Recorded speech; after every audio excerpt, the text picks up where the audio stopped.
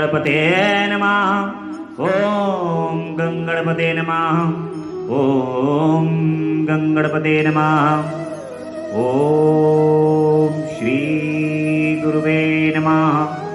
ओम श्री गुरुवे नमः। ओम श्री गुरुवे नमः। ओम नमः शिवाय। ओम नमः शिवाय। ओम नमः शिवाय। भगवान श्री गुरुदेव की असीम अनुकंपा से, माता पिता के आशीर्वाद, भूत भावन भगवान भोलेनाथ, जगदम्बा रानी के परम सानिध्यता और स्नेह, परम कृपा के कारण, आप सभी भक्तों के भाग्य के कारण आज स्वयं भगवान शिव के स्वरूप शिव पुराण की कथा का 13वां दिन है। त्रयोदश दिवस है आज। भगवान की कथा आप सभी स्मरण करते करते, श्रवण करते करते, भगवान के नाम का आधार और भगवान के नाम का सहारा लेते हुए आज भगवान की कथा के श्रवण का 13वां दिन है। यह आज आपके हृदय में भगवान के नाम की, उनके अमृत रस धार की 13वीं बूंद हृदय के अंदर स्थापित है। जो आनंद भगवान की कथा में है, सचमुच आप अपने हृदय पर हाथ रख करके इस बात का विचार कीजिए कि भगवान की कथा के अतिरिक्त इस संसार में दूसरा अनन्य कोई सुख नहीं। जो सुख उनकी कथा को सुनने से प्राप्त होता है, ऐसा सुख संसार में किसी और वस्तु को प्राप्त करने से नहीं मिलता। भगवान के भक्त लगातार अपने भगवान की महिमा के गुणगान को सुन सुनकर प्रफुल्लित, हर्षित और आनंदित होते रहते हैं।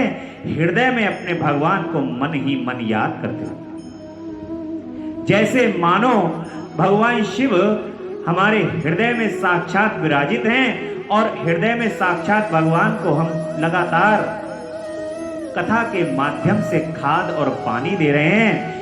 खाद और पानी से प्रभु अंदर जो बीज, भक्ति का बीज जनित है, वो पौधे के रूप में उभर रहा है और वो पौधा धीरे धीरे धीरे धीरे बढ़ रहा है। ये भक्ति बड़ी अद्भुत है, बड़ी अविश्वसनीय है। तो ऐसा लगता है कि हमें विश्वास ही नहीं होता कि भगवान हमारे पास आएंगे। ऐसा इसलिए जो लोग संसार के अंदर अन्य अतिरिक्त स्थान पर हैं, उनको दूर से देख करके लगता है कि क्या भगवान हमारे साथ रहते हैं। लेकिन भक्त जानता है, भगवान के भक्त जानते हैं कि भगवान मुझसे एक पल भी दूर नहीं हो सकते। और भगवान यदि एक पल दूर हो जाए अपने भक्त से, तो भगवान का अस्तित्व ही कहां। भक्त का अस्तित्व भगवान के बिना नहीं है और भगवान का अस्तित्व भक्त के बिना।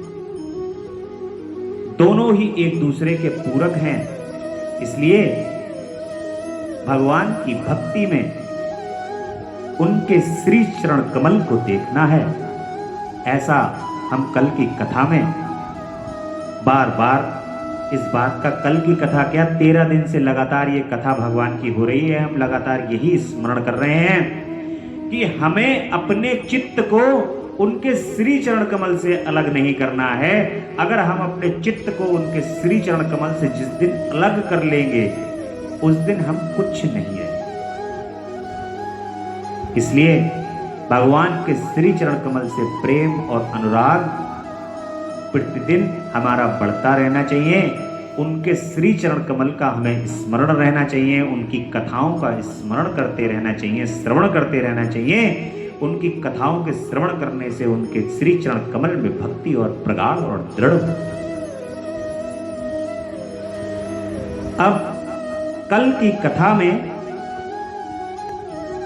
ब्रह्मा और विष्णु जी के प्रसंग को हम सुन रहे थे कि किस प्रकार से ब्रह्मा जी भगवान शिव का बखान करते हैं नारद जी से और कहते हैं कि मैं और विष्णु जी दोनों भगवान शिव के ही स्वरूप हैं, उन्हीं के अंदर से प्रकट हुए हैं। और भगवान विष्णु और मैं इस सृष्टि का, यानी कि भगवान शिव ही सृष्टि के पालन करता है, निर्माण करता है और संहार करता है। तीनों ही स्वरूप भगवान शिव के अंदर विराजित हैं। लेकिन कभी भी हमें इस बात का अपने हृदय के अंदर तनिक भी अविश्वास नहीं करना है कि ब्रह्मा जी अलग हैं, विष्णु जी अलग हैं, भगवान शिव अलग हैं। मैं कल ये प्रसंग आया था तो कुछ लोगों के मन के अंदर ये कंफ्यूजन पैदा हो जाता है, भ्रांतियां उत्पन्न हो जाती हैं कि विष्णु जी अलग हैं, ब्रह्मा जी अलग हैं, हम माने तो माने किसको। आप अपने इष्ट, अपने आराध्य को अपने हृदय के अंदर रखते हुए अपने आराध्य की जितना उन पर दृढ़ विश्वास रखेंगे, उन पर भक्ति और भाव उनके श्री चरण कमल के अंदर रखेंगे, उतनी अधिक कृपा आपको उनकी प्राप्त होगी। क्योंकि आप जितने अपने इष्ट के श्री चरण कमल पर विश्वास रखोगे तो आपको अपने इष्ट वैसे ही दिखाई देंगे। जैसा कि रामायण में लवकुश कांड मुख्य भाग रामायण के रामचरितमानस के भाग में नहीं रखा था, उसको अलग किया गया है इसलिए क्योंकि अपने भगवान की महिमा, भगवान के भक्त जो हैं वो अपने भगवान की महिमा को सुना और उसके अतिरिक्त इन कानों से महिमा के अतिरिक्त भक्त और कुछ नहीं सुनना चाहते। लवकुश कांड के अंदर विभिन्न प्रकार की चीजें आई हैं जिसको देख करके भगवान के भक्त जो हैं वो उन चीजों को विश्वास नहीं कर सकते। इसीलिए लवकुश कांड को श्री तुलसीदास जी महाराज ने अलग रखा।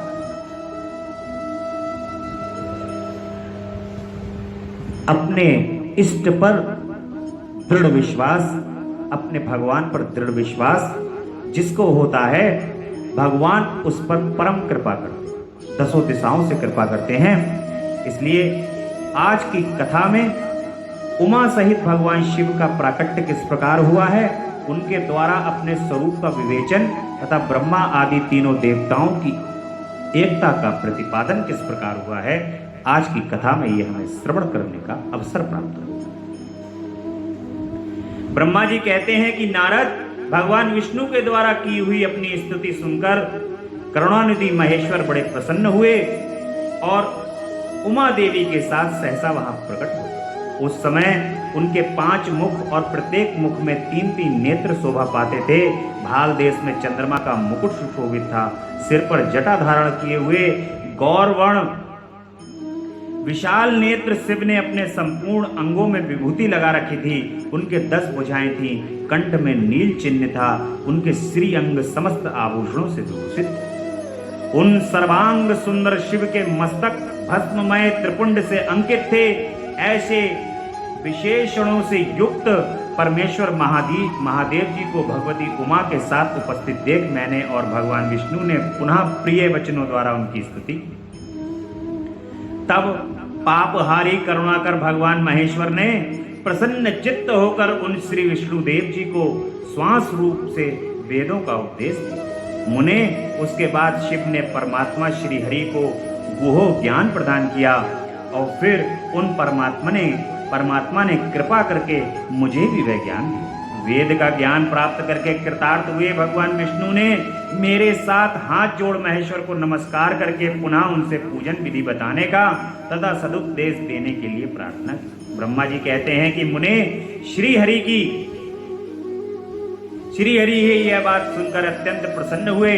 कृपा निदान भगवान शिव ने प्रीति पूर्वक यह बात कही। श्री शिव बोले, सुरश्रेष्ठ गण, मैं तुम दोनों की भक्ति से निश्चय ही बहुत प्रसन्न हूँ। तुम लोग मुझ महादेव की ओर देखो, इस समय तुम्हें मेरा स्वरूप जैसा दिखाई वैसे ही रूप का प्रत्यंत पूर्वक पूजन चिंतन करना चाहिए। तुम दोनों महाबली हो और मेरी स्वरूप भूता प्रकृति से प्रकट हो। मुझ सर्वेश्वर के दाएं बाएं अंगों से तुम्हारा आविर्भाव हुआ है। हे लोक पिता महाब्रह्मा, मेरे दाहिने पार्श्व में उत्पन्न हुए हैं और तुम विष्णु मुझ परमात्मा के वाम पार्श्व में प्रकट हुए। मैं तुम दोनों पर भली भांति प्रसन्न हूं और तुम्हें मनोवांछित वर देता हूं। मेरी आज्ञा से तुम दोनों की मुझ में सुदृढ़ भक्ति हो। ब्रह्म, तुम मेरी आज्ञा का पालन करते हुए जगत की सृष्टि करो और वत्स विष्णु, तुम चराचर जगत का पालन करते हो। हम दोनों से ऐसा कहकर भगवान शंकर ने हमें पूजा की उत्तम विधि प्रदान की, जिसके अनुसार पूजित होने पर वे पूजन को अनेक प्रकार से फल देते। शंभु की उपयुक्त बात सुनकर मेरे सहित श्री हरि ने महेश्वर को हाथ जोड़कर प्रणाम करके कहा। भगवान विष्णु कहते हैं कि प्रभु, यदि हमारे प्रति आपके हृदय में प्रीति उत्पन्न हुई है और यदि आप हमें वर देना आवश्यक समझते हैं, तो हम यही वर मांगते हैं कि आप में हम दोनों का सदा अनन्य एवं अविचल भक्ति बनी रहे। ब्रह्मा जी कहते हैं कि सुने मुने, श्री हरि की यह बात सुनकर भगवान हरि ने पुनः मस्तक झुकाकर प्रणाम करके अपने हाथ जोड़ खड़े उन नारायण देव से स्वयं कहा। मैं श्री महेश्वर बोले, मैं सृष्टि का पालन करता, संहार करता और सगुण और निर्गुण हूँ तथा सच्चिदानंद स्वरूप निर्विकार पर ब्रह्म परमात्मा हूँ। विष्णु सृष्टि, रक्षा और प्रलय रूप अथवा कार्यों के भेद में मैं ही ब्रह्मा, विष्णु और रुद्र नाम का धारण करके 3 स्वरूप में विभक्त हुआ हूँ। हरे, वास्तव में मैं निष्कल हूँ। विष्णु, तुमने और ब्रह्मा ने अवतार के निमित्त जो स्तुति की है, तुम उस प्रार्थना को मैं अवश्य सच्ची करूंगा, क्योंकि मैं भक्त वत्सल हूँ। ब्रह्म, मेरा ही परम उत्कृष्ट रूप तुम्हारे शरीर के लोकों में प्रकट होगा। देखिए, भगवान शिव से ब्रह्मा जी और विष्णु जी दोनों की उत्पत्ति हुई है, तो इसीलिए जो ब्रह्मा है वही विष्णु है, वही शिव है। इसीलिए तीनों ही तत्व तो एक ही है ना। अब अगर एक व्यक्ति 3 फैक्ट्री खोल ले तो फैक्ट्री तो एक ही व्यक्ति की है ना। इसी प्रकार से भगवान शिव से ब्रह्मा जी, विष्णु जी, इन्हीं से निकले हुए हैं। प्रणव अक्षर के मध्य ये तीनों एक, यानी कि परब्रह्म से निकले हुए ये तीनों परब्रह्म ही। इसलिए यदि आप भगवान शिव का पूजन करें तो भगवान विष्णु प्रसन्न होते हैं, और भगवान विष्णु का पूजन करें तो भगवान शिव प्रसन्न। दोनों ही एक दूसरे के पूरक हैं, क्योंकि जब आप पूजन करते हो तो पूजन उनको ही प्राप्त हो, स्मरण करते हो तो वो स्मरण उनको ही प्राप्त हो। पृथक पृथक मत इनको तोलो, पृथक पृथक मत इनको तोलो। इसलिए भगवान को पृथक कभी नहीं करना चाहिए। अपने हृदय के अंदर भगवान को सदैव एक चित्त रूप धर करके स्मरित करता रहना चाहिए, उनका स्मरण करते रहना चाहिए। जो नाम से रुद्र कहलाएंगे, मेरे अंश से प्रकट हुए रुद्र सामर्थ्य मुझ में कम नहीं होगी। जो मैं वही ये रुद्र है। पूजा की विधि विधान सृष्टि से तुम में उसमें से कोई अनंत है। ऐसी ज्योति का जल आदि के साथ समस्त होने पर भी इस पर दोष नहीं लगता। उस प्रकार निर्गुण परमात्मा को किसी के संयोग से बंधन नहीं प्राप्त होता। ये शिव रूप है। जब रुद्र प्रकट होंगे तब वे भी शिव के तुल्य ही होंगे। महामुने, उनमें और शिव में परायपन का भेद नहीं होगा। वास्तव में एक ही रूप सब जगह व्यवहार निर्वाह दो रूपों में विभक्त हो गया। अतः शिव और रुद्र में कोई भेद बुद्धि नहीं करनी चाहिए। वास्तव में सारा दृश्य ही मेरे विचार से शिव रूप है। मैं, तुम, ब्रह्मा तथा जो ये रुद्र प्रकट हुए हैं वे सब के सब एक रूप है। जैसा कि मैं कह रहा था कि जो ब्रह्मा जी हैं, विष्णु जी हैं और महेश हैं, ये तीनों एक ही हैं। इनमें भेद करना हमारी मूर्ता हो। भेद मानने पर अवश्य ही बंधन होगा। तथापि मेरा शिव रूप ही सनातन है। यदि सदा सब रूपों का मूलभूत कहा गया है, यह सत्य ज्ञान एवं अनंत ब्रह्म है। ऐसा जानकर सदा मन से मेरे यथार्थ स्वरूप का दर्शन करना चाहिए। ब्राह्मण सुनो, मैं तुम्हें गोपनीय बात बताऊं। मैं स्वयं ब्रह्मा जी की भ्रुकुटी से प्रकट होऊंगा। गुणों में भी मेरा प्राकट्य कहा गया है। जैसा कि लोगों ने कहा है कि हर तामस प्रकृति के, वास्तव में उस रूप में अहंकार का वर्णन हुआ है। उस अहंकार को केवल तामस ही नहीं, वैकारिक सात्विक भी समझना चाहिए, क्योंकि सात्विक देवगण वैकारिक अहंकार की सृष्टि है। यह तामस और सात्विक आदि भेद केवल नाम मात्र का है, वस्तुतः नहीं है। वास्तव में हर को तामस नहीं कहा जा सकता। ब्राह्मण, इस कारण तुम्हें ऐसा करना चाहिए। तुम तो इस सृष्टि के निर्माता बनो और श्री हरि इसका पालन करें, तथा मेरे अंश से प्रकट होने वाले जो रुद्र हैं वे इसका प्रलय करने वाले होंगे। ये जगदम्बा उमा नाम से विख्यात परमेश्वरी प्रकृति देवी हैं। इन्हीं की शक्ति भूता वाम देवी ब्रह्मा जी का सेवन करेंगी। फिर इन प्रकृति देवी से वहां जो दूसरी शक्ति प्रकट होंगी वे लक्ष्मी के रूप में भगवान विष्णु का आश्रय। बोले लक्ष्मी नारायण भगवान की जय। इस प्रकार तदंतर पुनः काली नाम से जो तीसरी शक्ति प्रकट होंगी वे निश्चय ही मेरे अंशभूत रुद्र देव को प्राप्त होंगे। वे कार्य की सिद्धि के लिए वहां ज्योति रूप से प्रकट होंगी। इस प्रकार मैंने देवी की शुभ स्वरूपा पराशक्तियों का परिचय दिया। उनका कार्यक्रम सा सृष्टि पालन और संहार संपादन ही है। सुरश्रेष्ठ, ये सब की सब मेरी प्रिया प्रकृति देवी की अंशभूता है। जगत जननी पराम्बा पराशक्ति से तीनों देवियां प्रकट हुई हैं। इस प्रकार महाकाली, महालक्ष्मी, महासरस्वती की जगदम्बा पराम्बा प्रकृति स्वरूपा से रचना हुई। और इन तीनों का कार्य भी उसी प्रकार है जैसे ये त्रिदेव का कार्य है। सृष्टि का पालन और संहार करना, ये सब कार्य इन तीनों देवियों के भी। अपनी जगदम्बा इस प्रकार मन से सृष्टि कार्य का संचालन करना चाहिए। और मैं अपनी प्रिया की अंशभूत परात्पर काली का आश्रय ले रुद्र रूप से प्रलय संबंधी उत्तम कार्य करूंगा। तुम सब लोग अवश्य ही संपूर्ण आश्रमों तथा उनसे भिन्न अनन्य विधिक कार्यों द्वारा चारों वर्णों से भरे हुए लोक की सृष्टि एवं रक्षा आदि करके सुख पाओगे। हरे, तुम ज्ञान विज्ञान से संपन्न तथा संपूर्ण लोगों के हितैषी हो। अतः अब मेरी आज्ञा पाकर जगत में सब लोगों के लिए मुक्तिदाता बनो। मेरा दर्शन होने पर जो फल प्राप्त होता है वही तुम्हारा दर्शन होने पर भी होगा। मेरी यह बात सत्य है, इसमें संशय के लिए कोई स्थान नहीं। मेरे हृदय में विष्णु है और विष्णु के हृदय में मैं हूं। देखिए, भगवान शिव जब तपस्या में लीन है तो कोई कहेगा कि महादेव किसकी तपस्या है। महादेव श्री हरि को याद कर रहे हैं। महादेव के हृदय में हरि है और हरि क्षीर सागर में शेष की सैया पर लेटे हुए हैं। वो किसका ध्यान लगा रहे हैं? वो भगवान शिव का। इस प्रकार से दोनों एक दूसरे के पूरक हैं, दोनों एक दूसरे के इष्ट हैं, ऐसा भगवान शिव ने स्वयं कहा। और ब्रह्मा का दाहिने अंग से प्राकट्य हुआ है और महाप्रलयकारी विश्वात्मा रुद्र मेरे हृदय से प्रादुर्भूत होंगे। विष्णु, मैं ही सृष्टि का पालन करने वाला और संहार करने वाला रज आदि त्रिविध गुणों द्वारा ब्रह्मा, विष्णु और रुद्र नाम से प्रसिद्ध हो तीन रूपों में पृथक पृथक प्रकट होता हूँ। साक्षात शिव गुणों से भिन्न हूँ।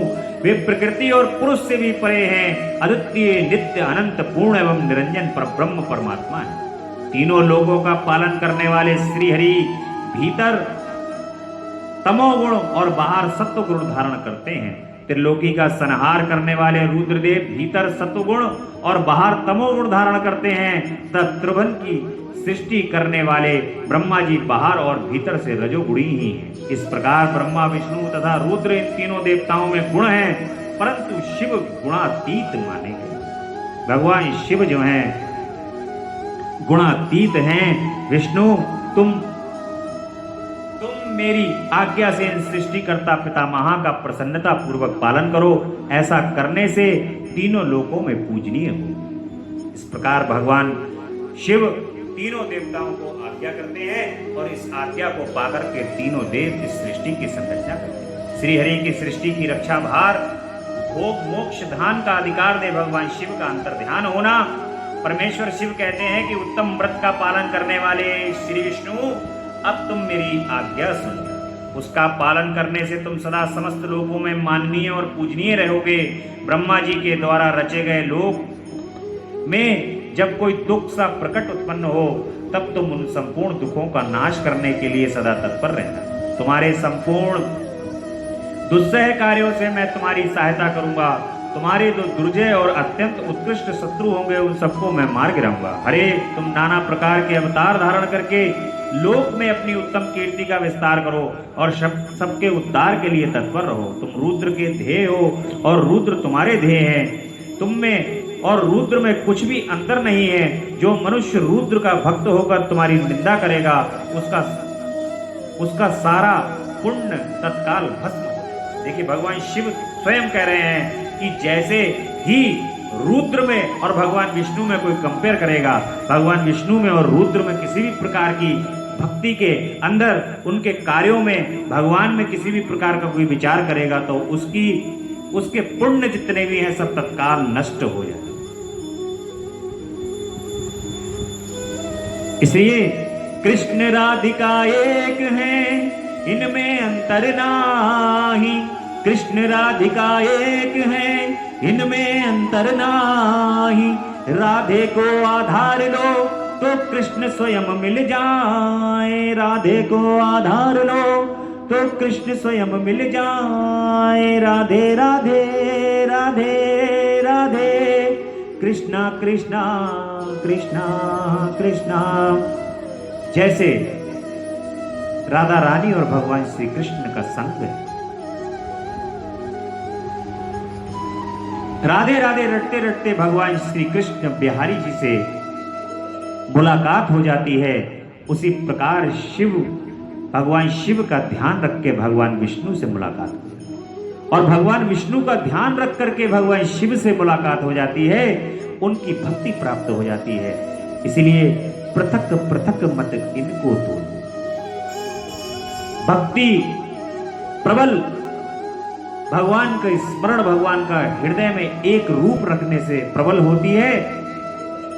इसलिए एक रूप सदैव अपने हृदय में रखना चाहिए। ऐसा कर कर भगवान शिव ने मेरा हाथ पकड़ लिया और श्री विष्णु को सौंप कर उनसे कहा कि तुम संकट के समय सदा इनकी सहायता करते रहना। सबके अध्यक्ष होकर सभी को भोग और मोक्ष प्रदान करना तथा सर्वदा समस्त कामनाओं का साधक एवं सर्वश्रेष्ठ बने रहना। जो तुम्हारी शरण में आ गया वह निश्चय ही मेरी शरण में आ गया। जो मुझ में और तुम में अंतर समझता है वह अवश्य नरक में गिरता। ब्रह्मा जी कहते हैं देवर्षि भगवान शिव का यह वचन सुनकर मेरे साथ भगवान विष्णु ने सबको वश में करने वाले विश्वनाथ को प्रणाम करके मंद स्वर में कहा। श्री विष्णु ने कहा कि करुणा सिंधु जगन्नाथ शंकर मेरी ये बात सुनिए। मैं आपकी आज्ञा के अधीन रहकर ये सब कुछ करूंगा। स्वामी जो मेरा भक्त होकर आपकी निंदा करे उसे आप निश्चय ही नरकवास प्रदान करें। नाथ जो आपका भक्त है वह मुझे अत्यंत प्रिय है। जो ऐसा जानता है उसके लिए मोक्ष दुर्लभ नहीं। जो इस बात को जानता है उसके लिए मोक्ष दुर्लभ नहीं है। श्री हरि का यह कथन सुनकर दुखहारी हर ने उनकी बात का अनुमोदन किया और नाना प्रकार के धर्मों का उपदेश देकर हम दोनों के हित की इच्छा में हमें अनेक प्रकार के वर दिए। इसके बाद भक्त वत्सल भगवान शंभु कृपा पूर्वक हमारी ओर देखकर हम दोनों को दोनों के देखते देखते सहसा ही अंतर्ध्यान हो गया। तभी से इस श्लोक में लिंग पूजा का विधान चालू हुआ है। लिंग में प्रतिष्ठित भगवान शिव भोग और मोक्ष देने वाले हैं। शिवलिंग जो वेदी या अर्घा है वह महादेव का स्वरूप है और लिंग साक्षात महेश्वर का। लय का अधिष्ठान होने के कारण भगवान शिव को लिंग कहा गया है, क्योंकि उन्हीं में निखिल जगत का लय है। महामुने, जो शिवलिंग के समीप कोई कार्य करता है उसके पुण्य फल का वर्णन करने की शक्ति मुझ में बिल्कुल नहीं। यानी कि जो भगवान शिव के समीप होकर के भगवान के लिंग स्वरूप का साक्षात कार्य को करता है, पुण्य कार्य को करता है, कोई भी कार्य करता है उसके पुण्य को फल को बताने की शक्ति स्वयं ब्रह्मा जी कह रहे हैं कि मुझ में नहीं। इसलिए अपने प्रभु के समीप, अपने शिव के समीप सभी कार्य करने चाहिए। आजकल लोगों ने एक ट्रेंड बना लिया है कि अपने घर के मंदिर में जहां भगवान विराजित हैं वहां पर या किसी अन्य मंदिर के अंदर जाकर के भगवान को प्रसाद और उनको पुष्प माला, फल फूल पुष्प इत्यादि भगवान का धन्यवाद करने की जगह लोग जो हैं वो कहां चले जाते हैं? वो चले जाते हैं पार्टी करने, होटलों में लेट नाइट पार्टी करके आते हैं, वहां केक काटते हैं, दोस्तों को बुलाते हैं, विभिन्न प्रकार के नाना प्रकार के व्यंजनों को खिलाते हैं, खाते हैं, पीते हैं और घर चले आते हैं। आपने क्या किया उस समय? आप क्या कराए? आप अपने भगवान को छोड़ करके कहां चले गए? क्या आपकी बुद्धि भ्रष्ट है? आप भ्रमित हैं? जो जिस चीज का धन्यवाद आपको आप अपने भगवान को देना चाहिए, उस चीज का धन्यवाद देने के लिए आप क्लबों में और होटलों में। ऐसी पाश्चात्य संस्कृति को इस सनातन धर्म के लोगों ने अपना रखा है, जिसके कारण सनातन संस्कृति जो है लगातार गर्त में जा रही है। हमारे कर्म परिवर्तित हो रहे हैं और सभी प्रकार से हम भगवान की कृपा से वंचित होते हैं। भगवान की कृपा सदैव उनकी सानिध्यता में जाने से ही प्राप्त होती है। याद रखो, सदैव कुछ चीजें ऐसी होती हैं, आप पार्टी भी करो, पार्टी करने के लिए कोई मनाही नहीं है, लेकिन परंतु आप अपने भगवान का धन्यवाद अवश्य करिए। यदि पूरा वर्ष पूर्ण करने के बाद आपका जन्म दिवस आता है, तो जन्म दिवस आने के बाद रात में 12 बजे केक काट लेते हो, सब लोग हैप्पी बर्थडे बोल देते हैं, और उसके बाद जब सुबह को उठते हो तो फिर शाम को तुमसे पार्टी लेने वाले जो आपके इष्ट मित्र हैं वो कहते हैं कि भाई पार्टी दो, आज जन्मदिन है। आप इस बात की विस्मृति कर जाते हो कि एक वर्ष जो भगवान ने मुझे दिया था, क्या मैंने कभी भी आपने इस बात का चिंतन किया? क्या मैंने अपने भगवान को इस पूर्ण वर्ष में कितना याद किया, कितने धर्म के कार्य किए, कितना पुण्य कार्य किया, कितना मैंने अपने भगवान को अपने हृदय से याद किया? आप ये विस्मृति कर जाते और इस विस्मृति के कारण ही भगवान जो है वो ये बार बार सोचते रहते हैं कि आज मुझे याद करेगा, आज मुझे याद करेगा, आज मेरा स्मरण करेगा। और ये स्मरण आप पूरा जीवन निकाल देते हो, संख्या गिनते रहते हो कि आज 24 साल का हो गया, 25 का हो गया, 26 का हो गया। ऐसे पार्टियों के लिए आपके दोस्त बताते रहते हैं कि पिछली साल तुमने जो पार्टी दी थी वो बहुत अच्छी थी, इससे अच्छी करनी है इस बार। लेकिन क्या आपने इस बात का स्मरण किया? क्या आप जैसा आज आपने भगवान को याद किया, क्या कल उससे अच्छा याद कर पाए? क्या ये स्मरण रखते हो अपने हृदय के अंदर? अगर ये स्मरण अपने हृदय के अंदर रखते हो तो भगवान की कृपा कहीं दूर नहीं है, भगवान सहज ही तुम्हारे पास। इसलिए भगवान की कृपा को प्राप्त करने के लिए प्रतिदिन उन्हें याद करो। देखिए, आपके जीवन के अंदर यदि कोई भी कामयाबी आपने हासिल की तो तो एक क्षण भी देर मत लगाना अपने भगवान के पास जाने में। सारे काम संसार के छोड़ देना, सब काम बाद में, पहले अपने भगवान का धन्यवाद करने जाओ। अपने भगवान का हृदय से धन्यवाद करने तुरंत उनके समीप जाओ और कहो कि प्रभु, ये तो मेरे बस की बात थी ही नहीं, अगर आप मुझ पर कृपा नहीं करते तो ये कार्य मैं नहीं करता, ये कार्य मैं नहीं कर पाता। प्रभु, आपने किस प्रकार से मुझ मूढ़ आदमी को, मुझ मूढ़ व्यक्ति को शेर बना के रखा हुआ है, यह आप ही की कृपा। ये धन्यवाद करने तुरंत पहुंचो। जैसे ही कोई पद प्रतिष्ठा, मान सम्मान, कोई कामयाबी, सफलता आपके जीवन के अंदर आपको प्राप्त हो, एक क्षण भी देर मत लगाना, भगवान के समीप तुरंत जाना, सारे कार्यों को छोड़ देना, सभी कुछ संसार की चीजों को छोड़ देना, किसी की बात मत सुनना, पहले अपनी प्रभु की शरण में चलना। कोई भी शुभ कार्य अपने घर के अंदर यदि आप करने वाले हो तो उन शुभ कार्यों को करने से पहले भी अपने प्रभु के समीप अवश्य जाना। और सबसे पहला निमंत्रण अपने प्रभु को देना कि हे प्रभु, आपके लिए सबसे पहला निमंत्रण है, क्योंकि आप नहीं होगे तो मेरा ये हृदय जो है वो किसको देखे।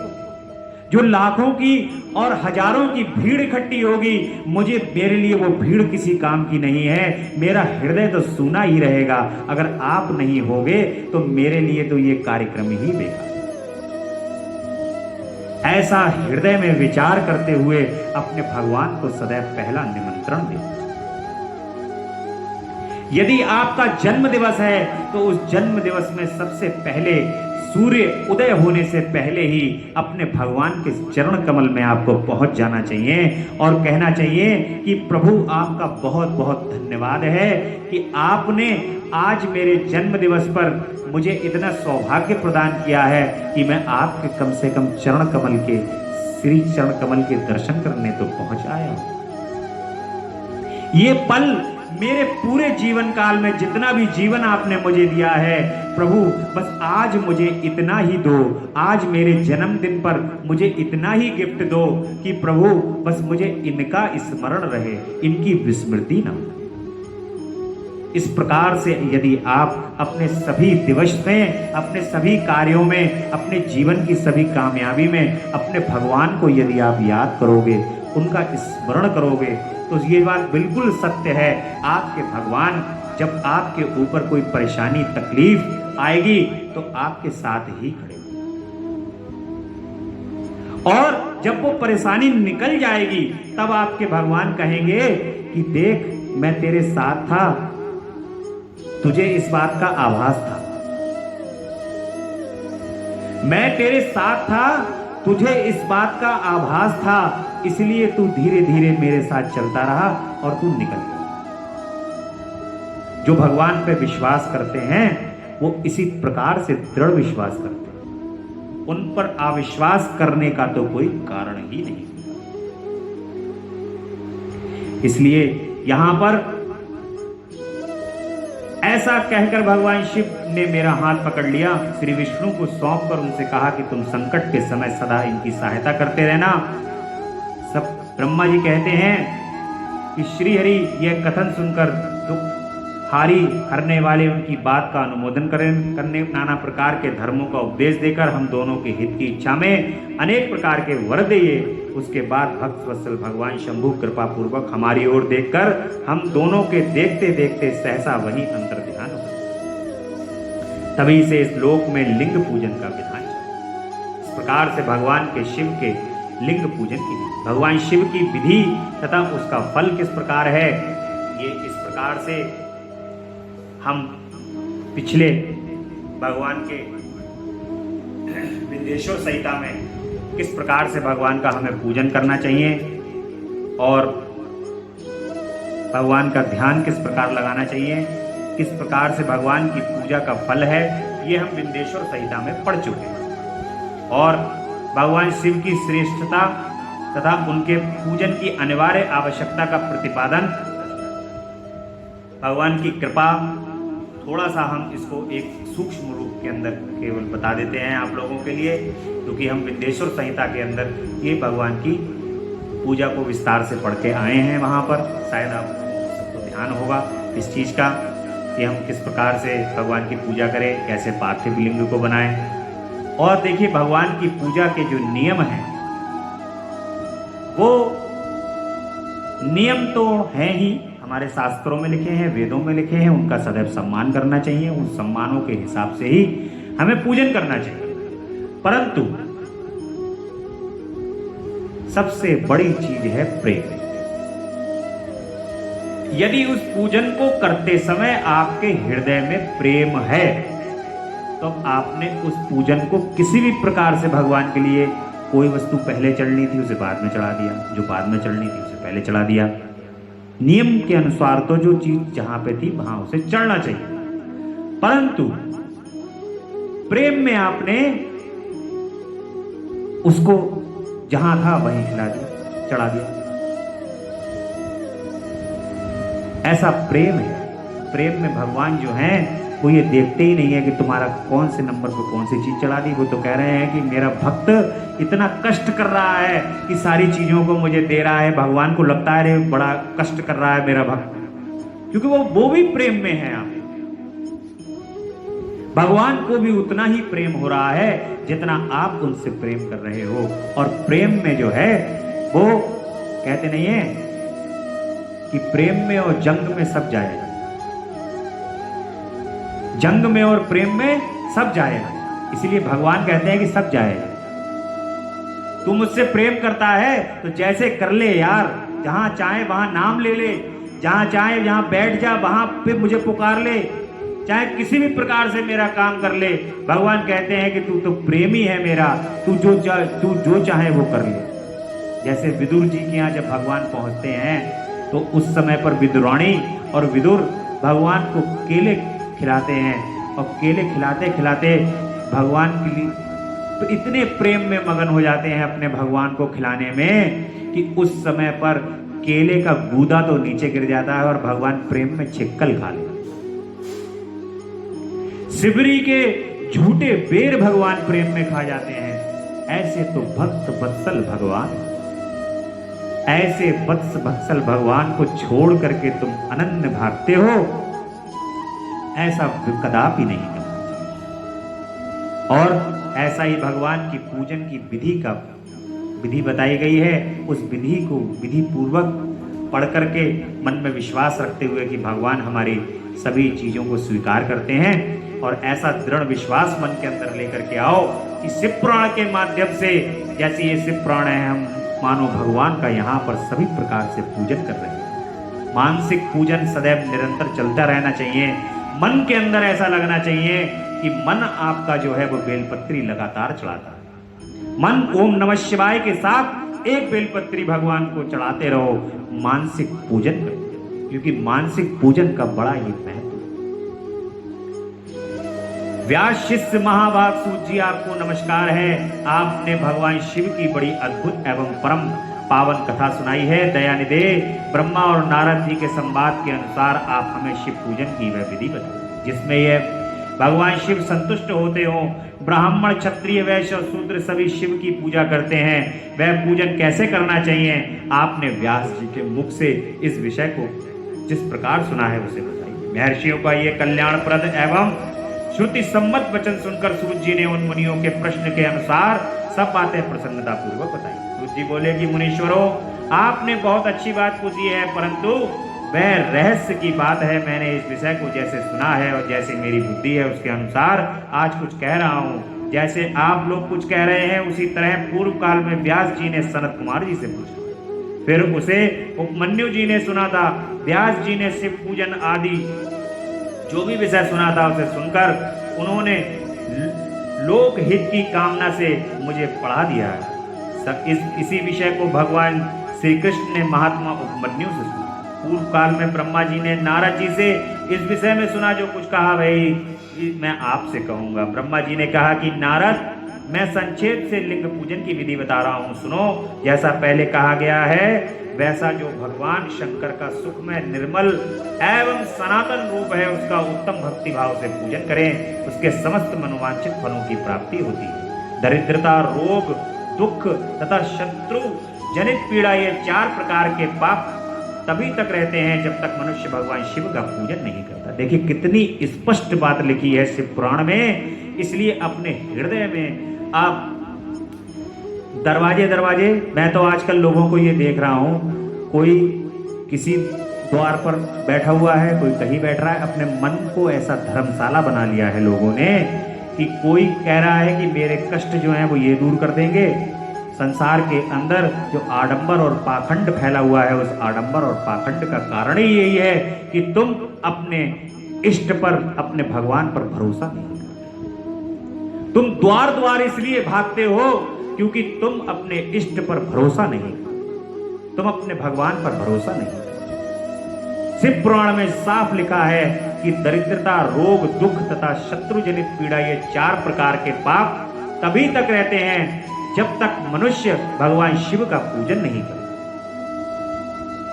जो शिव से दूर है उसे ये सारी चीजें प्राप्त हो जाती हैं, और जो शिव के निकट है उससे ये सभी चीजें दूर हो जाती। इसलिए भगवान शिव की निकटता सदैव रखनी चाहिए, तो आपके जीवन में कभी दरिद्रता नहीं। भगवान शिव और शक्ति के यदि आप निकट हो तो आप कभी रोगी नहीं। भगवान शिव और शक्ति के यदि आप निकट हो तो आपके जीवन में कभी दुख नहीं आते। और भगवान शिव और शक्ति के यदि आप निकट हो तो आपको शत्रु कभी पराजित नहीं करते। इस प्रकार अपने भगवान के ऊपर दृढ़ विश्वास करते हुए अपने कार्यों को निरंतर करते रहना चाहिए, भगवान के पूजन को करते रहना चाहिए, उनका स्मरण करना। भगवान शिव की पूजा होते ही सारे दुख विलीन हो जाते हैं और समस्त सुखों की प्राप्ति हो जाती है। तत्पश्चात समय आने पर उपासक की मुक्ति भी होती है। ओम नमः शिवाय, ओम नमः शिवाय, ओम नमः शिवाय। केवल ये पंचाक्षर मंत्र प्रणव ओमकार को सुनने से ही व्यक्ति की मुक्ति हुई। जब भगवान शिव का केवल ओम नमः शिवाय का उच्चारण करने और कर्ण के माध्यम से इसका श्रवण करने से ही मुक्ति हो जाती है, केवल आप हृदय में इसको धारण तो करो, स्थापित तो करो, अपने हृदय में ओमकार की स्थापना तो करो। इसलिए सभी प्रकार के सुखों की प्राप्ति भगवान शिव के पूजन से प्राप्त हो जाती है। तत्पश्चात समय आने पर उपासक की मुक्ति भी होती है।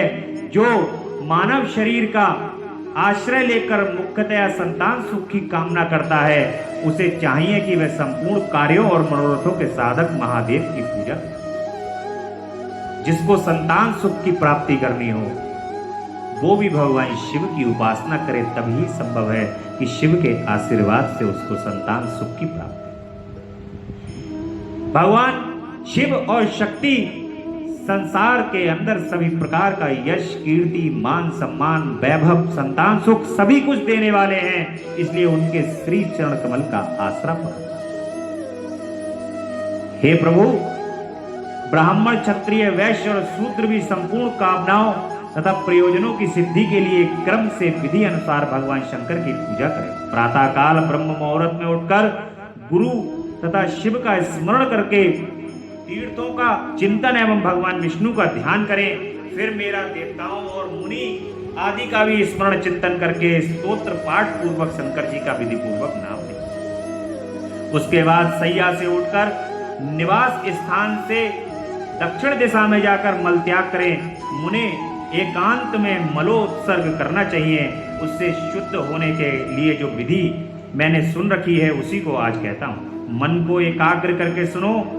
बाह्य ब्राह्मण गुदा की शुद्धि के लिए उसने 5 बार शुद्ध मिट्टी का लेप करे। जैसा हम अभी तक विद्येश्वर संहिता में पढ़ते आए हैं, उसी प्रकार से आपको ये सारा वर्णन भगवान शिव के पूजन का है। इसको आप तदंतर स्मरण करते रहें और भगवान शिव का नाम का स्मरण करते रहें। तेरा पल पल बीता जाए, मुख से जप ले नमः शिवाय। तेरा पल पल बीता जाए, मुख से जप ले नमः शिवाय। ओम नमः शिवाय, ओम नमः शिवाय, शिवाय ओम नमः शिवाय, ओम नमः शिवाय, ओम नमः शिवाय। इस प्रकार स्मरण करते रहें, भगवान शिव के नाम का स्मरण करते रहें। मुसाफिरी जब पूरी होगी, चलने की मजबूरी होगी। मुसाफिरी जब पूरी होगी, चलने की मजबूरी होगी। अवसर खाली न जाए, मुख से जप ले नमः शिवाय। तेरा अवसर खाली न जाए, मुख से जप ले नमः शिवाय। ओम नमः शिवाय, ओम नमः शिवाय, ओम नमः शिवाय, ओम नमः शिवाय। तमाम सुखों को देने वाले, कल्याणकारी, परम आनंद को प्रदान करने वाले भगवान महेश्वर भोलेनाथ सब पर परम कृपा करते हैं। इस प्रकार से भगवान के नाम का स्मरण करते हैं। भगवान शिव की श्रेष्ठता तथा उनके पूजन की अनिवार्य आवश्यकता का प्रतिपादन इस प्रकार से नारद जी कहते हैं कि ब्राह्मण प्रजापति आप धन्य हैं, क्योंकि आपकी बुद्धि भगवान शिव में लगी हुई है। विधे आप पुनः इसी विषय का सम्यक प्रकार से विस्तार पूर्वक वर्णन कीजिए। ब्रह्मा जी ने कहा कि तात एक समय की बात है, मैं सब ओर से ऋषियों तथा देवताओं को बुलाकर उन सबके क्षीर सागर के तट पर ले गया। सभी देवताओं को मैं क्षीर सागर के तट पर ले गया। सबका हित साधन करने वाले भगवान विष्णु निवास करते हैं तथा देवताओं के पूछने पर भगवान विष्णु ने सबके लिए शिव पूजन ही श्रेष्ठ बतलाकर यह कहा कि एक मुहूर्त या एक क्षण भी जो शिव का पूजन नहीं किया जाता वही हानि, वही महान छिद्र है, वही अंधापन है, वही मूर्खता है। जो भगवान शिव की भक्ति में तत्पर है, जो मन से उन्हीं को प्रणाम और उन्हीं का चिंतन करते हैं, वे कभी दुखों के भागी नहीं। जो महान सौभाग्यशाली पुरुष मनोहर भवन, सुंदर आभूषणों से विभूषित स्त्रियां, जितने से मन को संतोष हो उतना धन, पुत्र, पौत्र आदि संपत्ति, आरोग्य, सुंदर शरीर, अलौकिक प्रतिष्ठा, स्वर्गीय सुख, अंत में मोक्ष रूपी फल तथा परमेश्वर शिव की भक्ति चाहते हैं, वे पूर्व जन्मों के महान पुण्य से भगवान सदाशिव की पूजा अर्चना में प्रवृत्त हो। जो पुरुष नित्य भक्ति परायण हो, शिवलिंग की पूजा करता है, उसको सफल सिद्धि प्राप्त होती है तथा वह पापों के चक्कर में नहीं। भगवान के इस प्रकार उपदेश देने पर देवताओं ने उन श्रीहरि को प्रणाम किया और मनुष्यों की समस्त कामनाओं की पूर्ति के लिए उनसे शिवलिंग देने के लिए प्रार्थना की। मुनि श्रेष्ठ उस प्रार्थना को सुनकर जीवों के उद्धार में तत्पर रहने वाले भगवान विष्णु ने विश्वकर्मा को बुलाकर कहा कि विश्वकर्मन, तुम मेरी आज्ञा से संपूर्ण देवताओं को सुंदर शिवलिंग का निर्माण कर दो। तब विश्वकर्मा जी ने मेरी और श्रीहरि की आज्ञा के अनुसार उन देवताओं को उनके अधिकार के अनुसार शिवलिंग बना कर दिए। मुनिश्रेष्ठ नारद किस देवता को कौन सा शिवलिंग प्राप्त हुआ है, इसका वर्णन आज मैं कर रहा हूं, उसे सुनो। इंद्र पद्मराग मणि के बने हुए शिवलिंग की और कुबेर सुवर्णमय लिंग की पूजा करते हैं। धर्म पीत मणि में पुखराज के बने हुए लिंग की तथा वरुण श्याम वर्ण के शिवलिंग की पूजा करते। भगवान विष्णु इंद्र नीलमय तथा ब्रह्मा हेममय लिंग की पूजा करते हैं। मुने विश्व देवगण चांदी के शिवलिंग की, वसुगण पीतल के बने हुए शिवलिंग की तथा दोनों अश्विनी कुमार पार्थिव लिंग की पूजा करते हैं। लक्ष्मी देवी स्फटिक में लिंग की, आदि गण ताम्रमय लिंग की, राजा सोम मोती के बने हुए लिंग की तथा अग्निदेव वज्र हीरे के लिंग की उपासना करते हैं। श्रेष्ठ ब्राह्मण और उनकी पत्नियां मिट्टी के बने हुए शिवलिंग का, मयासुर चंदन निर्मित लिंग का और नागगण मूंगे के बने हुए शिवलिंग का आदर पूर्वक पूजन करते हैं। देवी मक्खन के,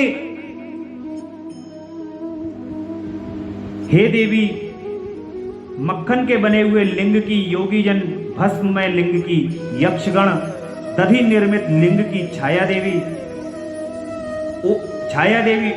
आटे से बनाए हुए लिंग की और ब्रह्म पत्नी रत्नमय शिवलिंग की निश्चित रूप से पूजा करती है। बाणासुर पारद या पार्थिव लिंग की पूजा करता है। दूसरे लोग भी ऐसा ही करते हैं। ऐसे ऐसे शिवलिंग बनाकर विश्वकर्मा ने विभिन्न लोगों को दिए तथा वे सब देवता और ऋषि उन लिंगों की पूजा करते हैं। भगवान विष्णु ने इस तरह देवताओं को उनके हित की कामना से शिवलिंग देकर उनसे तथा मुझे ब्रह्मा से पिनाकपाणी महादेव की पूजन की विधि भी बताई। पूजन विधि संबंधी उनके वचनों को सुनकर देव श्रोणमणि यतो सहित मैं ब्रह्मा हृदय में हर्ष लिए अपने धाम में आ गया।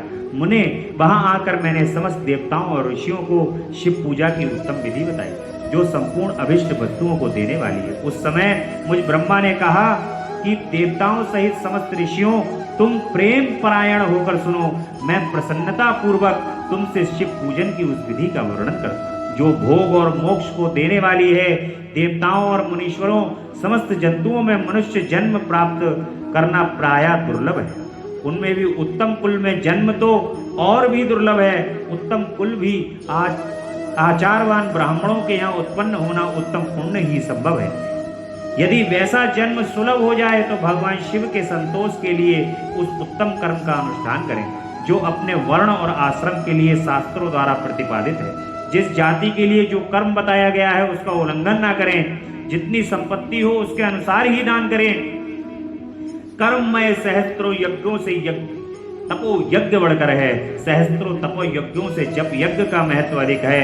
ध्यान यज्ञ से बढ़कर कोई वस्तु नहीं। ध्यान ज्ञान का साधन है क्योंकि योगी ध्यान के द्वारा अपने इष्ट देव समरस शिव का साक्षात्कार करता है। ध्यान यज्ञ में तत्पर रहने वाले उपासक के लिए भगवान शिव सदा ही सन्निहित हैं। जो विज्ञान से संपन्न है उन पुरुषों की शुद्धि के लिए किसी प्रायश्चित आदि की आवश्यकता नहीं। मनुष्य को जब तक ज्ञान की प्राप्ति ना हो तब तक वह विश्वास दिलाने के लिए कर्म से ही भगवान शिव की आराधना करे। जगत के लोगों को एक ही परमात्मा अनेक रूप में अभिव्यक्त हो रहा है। एकमात्र भगवान सूर्य एक स्थान में रहकर भी जलाशय आदि विभिन्न वस्तुओं में अनेक से दिखते हैं। देवताओं संसार में जो जो सत्य या असत वस्तु देखी या सुनी जाती है वह सब पर ब्रह्म शिव रूप ही है ऐसा समझते हैं। जब तक तत्व ज्ञान ना हो जाए तब तक प्रतिमा की पूजा आवश्यक है। ज्ञान के अभाव में भी जो प्रतिमा पूजा की अवहेलना करता है उसका पतन निश्चित है। इसलिए ब्राह्मणों यह यथार्थ बात सुनो। अपनी जाति के लिए जो कर्म बताया गया है उसका प्रयत्न पूर्वक पालन करना चाहिए। जहाँ जहाँ यथावत भक्ति हो उस आराध्य देव का पूजन आदि अवश्य करना चाहिए क्योंकि पूजन और दान आदि के बिना पातक दूर नहीं होते। जैसे मैले कपड़ों में रंग बहुत अच्छा नहीं चलता है किंतु जब उसको धोकर स्वच्छ कर लिया जाता है तब उस पर सब रंग अच्छी तरह चढ़ते हैं। उसी प्रकार देवताओं की भली भांति पूजा से सब त्रिविध शरीर पूर्णतः निर्मल हो जाता है। तभी उस पर ज्ञान का रंग चढ़ता है और तभी विज्ञान का प्राकट्य होता है। जब विज्ञान हो जाता है तब भेदभाव की निवृत्ति हो जाती है। भेद की संपूर्णता तथा से निवृत्त हो जाने पर द्वंद्व दुख दूर हो जाते हैं और द्वंद्व दुख से रहित पुरुष शिव रूप हो जाता है। मनुष्य जब तक गृहस्थ आश्रम में रहे तब तक पांचों देवताओं का तथा उनमें श्रेष्ठ भगवान शंकर की प्रतिमा का उत्तम प्रेम के साथ पूजन करे अथवा जो सबके एकमात्र मूल है उन भगवान शिव की ही पूजा सबसे बढ़कर है। क्योंकि मूल के सींचे जाने पर शाखा स्थानीय संपूर्ण देवता स्वतः तृप्त हो जाते हैं। अतः जो संपूर्ण मनोवांछित फल को पाना चाहता है वह अपने अभीष्ट की सिद्धि के लिए समस्त प्राणियों के हित में तत्पर रहकर लोक कल्याणकारी भगवान शिव का पूजन। इस प्रकार से बताया जा रहा है कि भगवान के प्रतिमा के पूजन की कभी अवहेलना नहीं करनी चाहिए। जब तक आपको ज्ञान नहीं हो रहा है, जब तक आप किसी भगवान के पूजन को जानते नहीं हैं, भगवान के बारे में नहीं जानते, तब तक आप मूर्ति पूजन यदि आप करोगे तो उससे आपका मन एकाग्र चित्त होगा, मन निर्मल होगा, आप स्वच्छ होगे।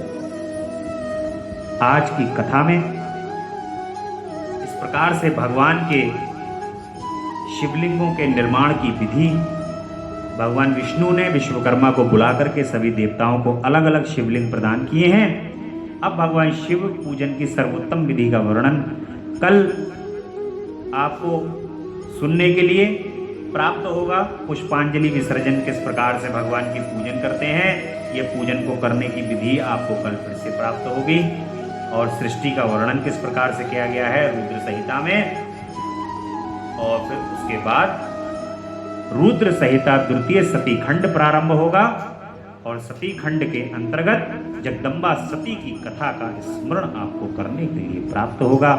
भगवान की कथा बहुत ही मन को बहुत स्वच्छ कर रही है, निर्मल कर रही है, आनंदित कर रही है, प्रफुल्लित कर रही है, प्रेम उत्पन्न कर रही है। भगवान के श्री चरण कमल को लगातार टकटकी लगा करके निहारने के लिए प्रेरित कर रही है। इस प्रकार की भगवान की कथा है।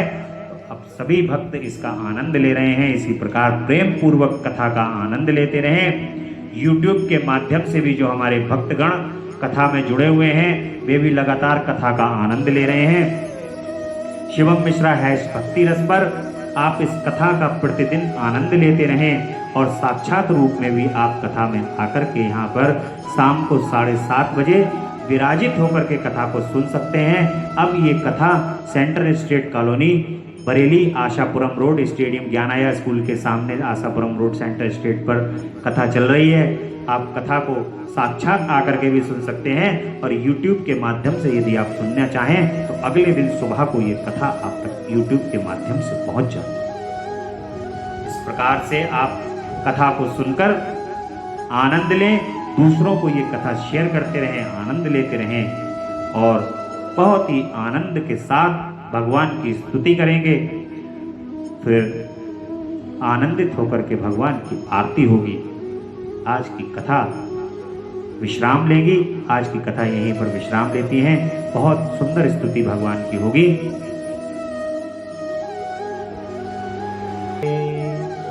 ओम नमः शिवाय, ओम नमः शिवाय, ओम नमः शिवाय। जय अविनाशी जय कैलाशी शंकर शंभु हरे हरे। करे स्तुति हम भूतेश्वर जगवंदन से डरे डरे। ना जाने हम रूप तुम्हारा ना स्वरूप ही पहचाने। जान सके ना ब्रह्मा विष्णु हम माया कैसे जाने। लेकिन इतना सुनते आए तुम हो सर्प जटाधारी। 3 लोक 14 भुवनों के पिता आप हैं भंडारी। विचरण करते आप सदा ही बैल पीठ पर चढ़े चढ़े। जय अविनाशी कैलाशी शंकर शंभु हरे हरे। तुमको औंगड़ दानी दाता सारा ही संसार कहे। शेष वासुकी बैणी बांधे ऊपर गंगे धार बहे। अर्ध चंद्रमा से माथे पर झर अमृत झरता है। आदि अनादि अनंत ब्रह्म शिव नहीं जन्मता मरता है। 11 रुद्र 18 सूरज परिक्रमा दे खड़े खड़े। जय कैलाशी शंकर शंभु हरे हरे। करे स्तुति हम भूतेश्वर जगबंधन से डरे डरे। 14 विश्व देव पवन 49 तुम्हारे दास रहे। 7 समुद्र गरुड़ गायत्री का तुम में आवास कहे। फिर भी भस्म रमाए तन में रुंड मुंड मालाधारी। 3 लोक चरणों में रखते भोले शंकर शुभकारी। प्रखर जाप कर नमः शिवाय, प्रखर जाप कर नमः शिवाय। पारे उतर गए बड़े बड़े। जय अविनाशी जय कैलाश शंकर शंभु हरे हरे। करे स्तुति हम भूतेश्वर जगबंधन से डरे डरे। जय अविनाशी जय कैलाशी शंकर शंभु हरे हरे। पार्वती माँ उमा भवानी गिरिजा गौरी संग रहे। कानन कुंडल शूल कमंडल रमी विभूति अंग रहे। रीति सिद्धि धन देने वाले सारे संकट दूर करो। संतानों संताने निर्धन के भंडार भरो। मांग रहे वरदान आपकी चरण शरण में पड़े पड़े। जय अविनाशी शंकर शंभु हरे हरे। करे स्तुति ईश्वर जग बंधन से डरे डरे। बोले शंकर भगवान की जय, महामृत्युंजय भगवान की जय। बोले हर हर हर हर हर हर महादेव शंभु कैलाशपति। बोली जगदम्बा रानी की जय, अम्बा मैया की जय, आज के आनंद की जय।